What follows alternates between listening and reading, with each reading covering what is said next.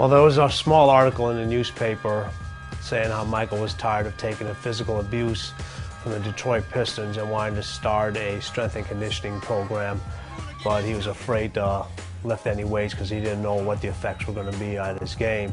And I actually contacted the team physician and the athletic trainer at that time, met with both of them to explain my philosophies, and they introduced me to Micheal.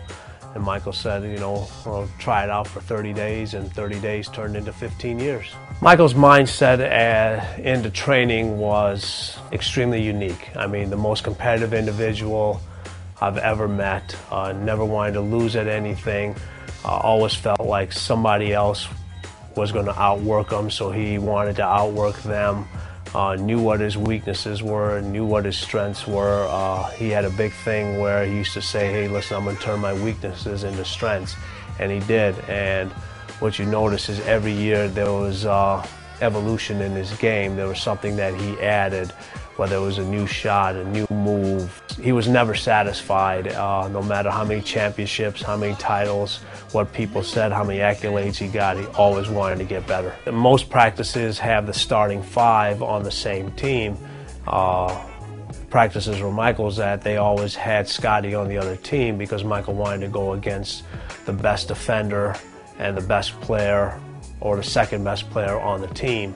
He never played down to the level of his competition. He always found a way to motivate himself. If he knew in a certain game that he could score real easily, he'd say, well, I'm going to go get some more rebounds, I'm going to go get assists. He had no weaknesses in his game, and so he did whatever the team needed to win.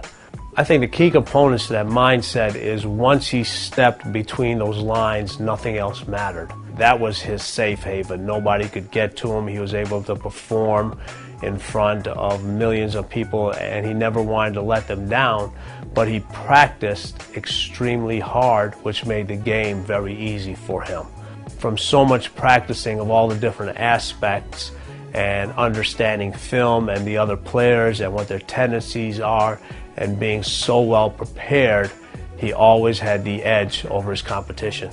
What the young athletes can learn from Micheal and his mindset is there's more to preparing for a basketball game than just the dribbling, shooting part of it.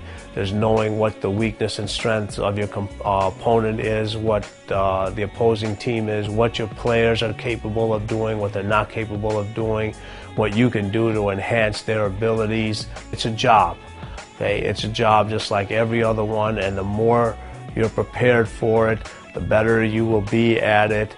But preparation takes hard work, and it takes sacrifice that you have to do.